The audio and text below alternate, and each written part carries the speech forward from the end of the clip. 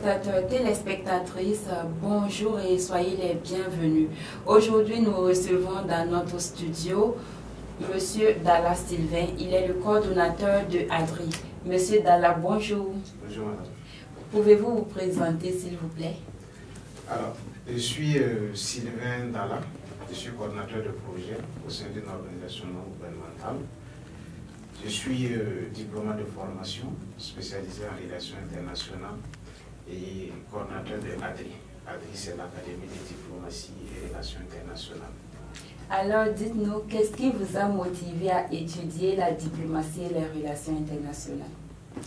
Alors, pour cette question, je suis souvent confronté à cette question, pour ceux qui sont intéressés par la diplomatie. Alors, il faut dire que déjà, il y a la forme du métier. Lorsqu'on était encore tout petit, on voyait les diplomates à la télé, ils sont tout en veste et on nous disait que ce sont eux qui représentaient le pays à l'international, c'est eux qui faisaient les négociations et ils contribuaient à la résolution des conflits. Donc c'est tout ça là qui nous a motivés. On s'est dit, bon, une fois qu'on aura le baccalauréat, nous aussi on va se lancer dans cette filière-là et voir ce qui va donner. Pouvez-vous en quelques mots nous donner la différence entre la diplomatie et les relations internationales? Alors, diplomatie et relations internationales, d'abord c'est le nom de la filière, mais il y a une différence entre les concepts. La diplomatie, d'abord c'est la mise en œuvre de la politique étrangère d'un pays donné. Voilà. Et à côté, les relations internationales désignent l'ensemble des interactions entre les acteurs de la scène internationale. Donc voici un peu la différence entre ces concepts-là, mais ce sont des concepts complémentaires. Alors dites-nous, quelle est l'importance de la diplomatie dans un pays comme le Burkina Faso? Alors pour un pays, pour le Burkina Faso, d'abord de façon générale, la diplomatie elle est très importante, c'est-à-dire pour tous les pays, parce que nous sommes dans un monde globalisé et en pleine mutation. Un monde multidimensionnel et multisectoriel. Donc il est difficile pour un État de rester en autarcie. Rester en autarcie, c'est se retrancher sur soi-même. Donc il faut aller vers les autres partenaires, il faut aller vers les autres pays pour pouvoir découvrir un peu comment ça se passe là-bas, pouvoir amorcer un développement. C'est l'occasion aussi de pouvoir défendre les intérêts de sa diaspora et de pouvoir participer aux différentes rencontres internationales pour être informé. L'autre côté aussi, c'est que c'est l'occasion pour chaque pays, à travers la diplomatie, de promouvoir sa culture à l'international. Donc pour le Burkina Faso, en plus de tout ce que j'ai déjà cité qui sont avantageux pour le Burkina Faso de mettre en œuvre la diplomatie, c'est que nous sommes dans un contexte assez particulier, marqué par l'insécurité, la problématique de l'humanitaire. Donc il y va de soi que le Burkina Faso aille vers des partenaires pour pouvoir trouver des solutions collectives face à ces différentes problématiques. Vous avez fait des études en diplomatie et relations internationales, alors dites-nous quels sont les métiers qui peuvent déboucher de cette filière-là? Alors, une très bonne question, parce que le nom c'est beau, diplomatie et relations internationales. Maintenant, les opportunités d'emploi, c'est que la diplomatie quand même offre une panoplie d'opportunités quand on est bien formé. Déjà, il y a le fait d'être diplomate pour le compte d'un État à travers le ministère des Affaires étrangères. Vous pouvez être au sein d'une ambassade, au sein d'un consulat, ou au sein de notre organisation internationale pour le compte du Burkina Faso. À côté de ça aussi, il y a la consultation. À la sortie de cette filière-là, vous avez la possibilité d'être un consultant sur les questions internationales.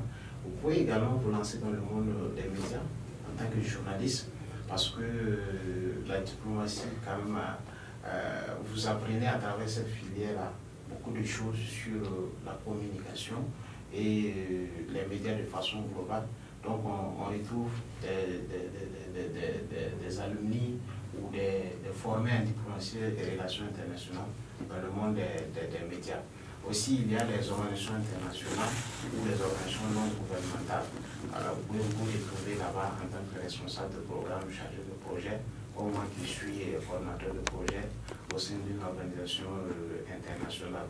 Donc, à côté de ça aussi, il y a l'expertise que vous pouvez faire valoir à travers les études, à travers les recherches, au profit d'un certain nombre d'acteurs des relations internationales. Alors, comment se construire une carrière diplomatique internationale?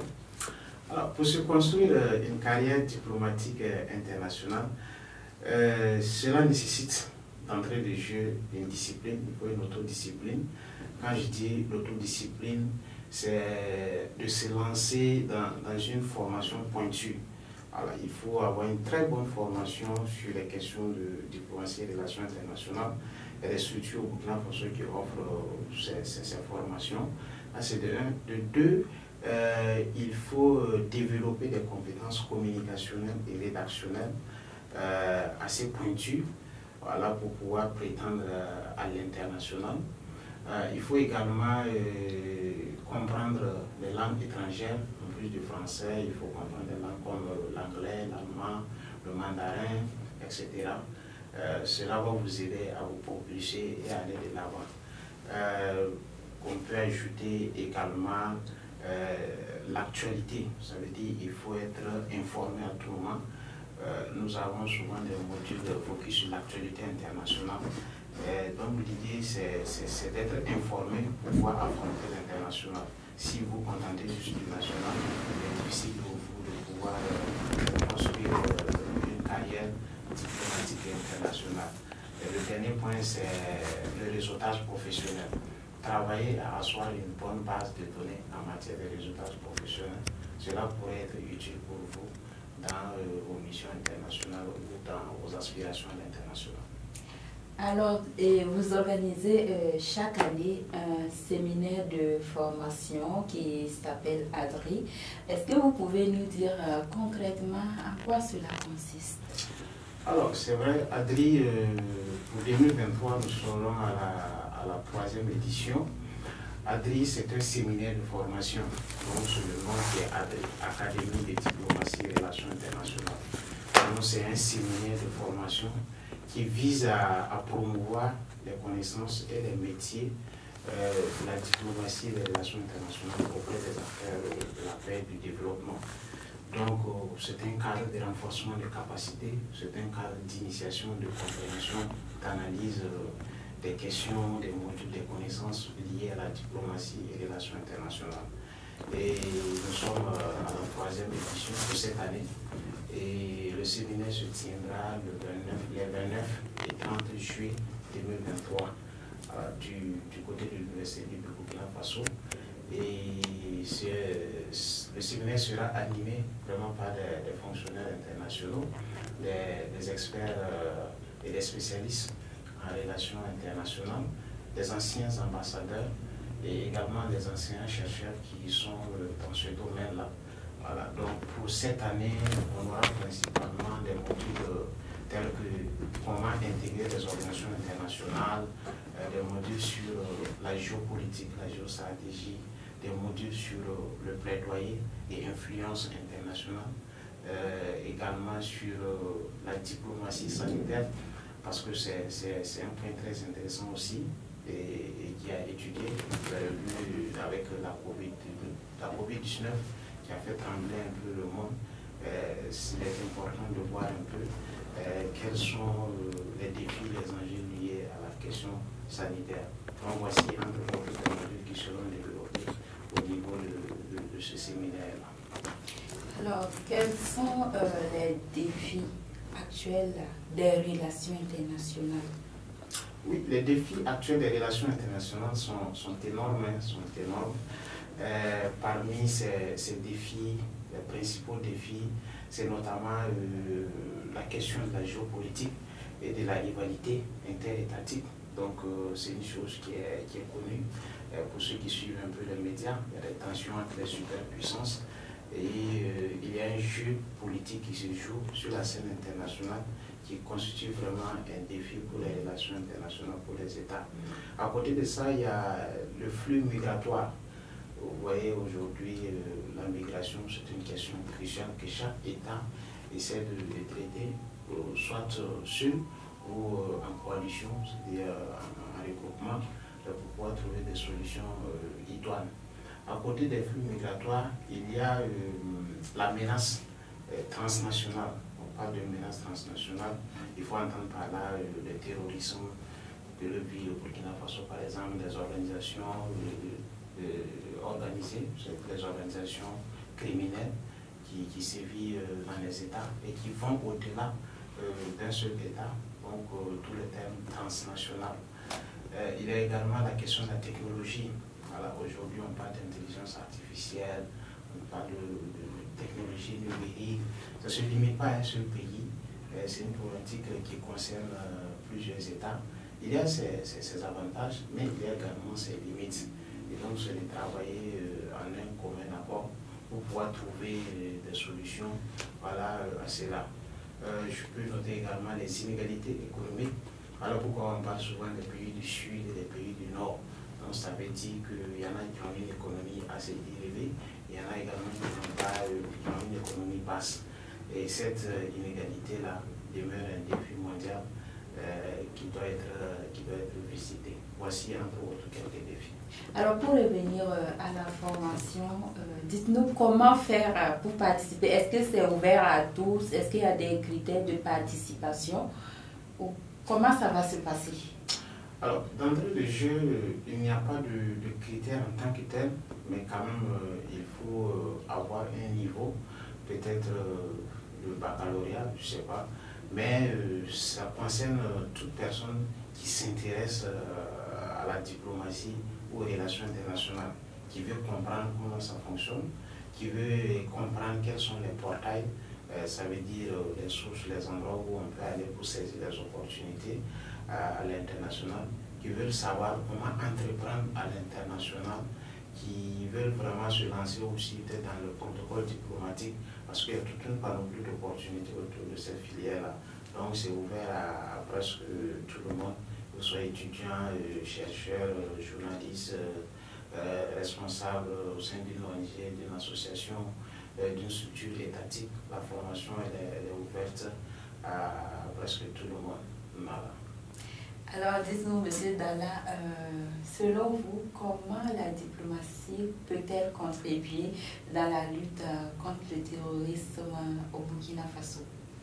Alors là, c'est une question d'actualité pour ceux qui suivent un peu l'actualité nationale. Vous voyez qu'au niveau du ministère des Affaires étrangères, ça bouge entre griffes. Ça veut dire que la diplomatie burkinabé est très active comparativement aux années passées. Et je me dis que c'est parce que nous sommes dans un contexte assez particulier que cette diplomatie-là bouge ainsi. Et cette activité-là, c'est pour pouvoir trouver des solutions à la problématique de l'insécurité. Alors, comment la diplomatie peut contribuer à la lutte contre le terrorisme? Déjà à travers la coopération. La coopération, c'est quoi? C'est le fait pour un État, par exemple comme l'État burkinabé, d'aller vers d'autres partenaires sur des secteurs donnés. Parce que la diplomatie, elle est multisectorielle. C'est-à-dire que vous pouvez mener une diplomatie sur le plan de la santé, sur le plan de la sécurité, l'agriculture, l'éducation. Donc déjà, à ce niveau-là, l'outil diplomatique du Burkina Faso, qui est le ministère des Affaires étrangères, à travers ses agents, c'est de pouvoir coopérer avec des États qui ont la capacité de nous accompagner et de nous appuyer dans cette lutte-là. Donc l'accompagnement, ça peut être sur le plan matériel, ça peut être sur le plan financier, ça peut être sur le plan technique, suite à une expérience vécue dans un autre pays. Voilà, ça c'est le premier point. Le deuxième point aussi, il y a la coopération au niveau des informations, ce qui pourra faciliter la coordination des opérations sur le terrain. Je prends un exemple, le Burkina Faso qui coopère avec le Mali et qui se partage des informations sur les mouvements des groupes terroristes. Cela peut contribuer à la lutte, cela peut faciliter les opérations sur le terrain. Donc cela permettra de tenir des opérations en tandem pour venir à bout de cette lutte-là. Ce que j'ajouterais aussi, ce sont les conventions, ce sont les textes. Voilà. L'État burkinabé contribue à travers les Nations Unies à l'adoption d'un certain nombre de textes qui luttent contre le terrorisme, qui remettent en cause le terrorisme. Donc ce sont des textes internationaux qui peuvent être utilisés dans tous les pays et c'est à la fois légal et légitime pour le Burkina Faso de lutter contre cette guerre-là. Donc le ministère des Affaires étrangères, à travers sa agent, n'ont pas d'armes comme les FDS, mais à travers la coopération, les négociations, la médiation, ils arrivent à apporter les touches dans la lutte contre le terrorisme. Alors, pour conclure, quel peut être le lien entre diplomatie et médias? Alors, diplomatie et médias, ce qu'il y a, c'est qu'il faut savoir que les médias jouent un rôle très important, tant au niveau national, mais également au niveau international. Les médias ont la capacité de changer la perception de la population. Les médias ont la capacité de mener un plaidoyer. Les médias ont la capacité d'influencer une politique nationale ou internationale. Si, par exemple, on a dit qu'au début que la diplomatie, c'est la mise en œuvre de la politique étrangère d'un pays. Si les médias ont la capacité d'influencer les politiques qui sont élaborées au niveau national pour être mises en œuvre à l'étranger, c'est qu'à quelque part, les médias contribuent à la diplomatie de Burkinabé. Ça, c'est au niveau national ce que les médias font. Et aujourd'hui, nous avons des médias internationaux qui vont au-delà des frontières, qui vont au-delà d'un seul État et qui ont des émissions ou qui ont des plateaux, qui vont au-delà de leur pays et qui arrivent à impacter, qui arrivent à influencer les populations d'autres pays sur des thématiques assez définies. Donc, c'est à ce niveau-là que les médias jouent un rôle très important et c'est d'ailleurs même l'un des acteurs qui est incontournable dans le domaine de la diplomatie, surtout grâce au numérique. Voilà. Et c'est l'un des modèles qui sera développé également au niveau de ADRI. Merci. Et merci d'être passé sur notre plateau. Fidèles téléspectateurs, téléspectatrices, nous sommes au terme de notre émission. Je vous le rappelle, nous avons reçu sur ce plateau même M. Dalla Sylvain, coordonnateur de ADRI, pour nous parler un peu de la diplomatie et des relations internationales, notamment la contribution de la diplomatie dans un contexte marqué par l'insécurité au Burkina Faso.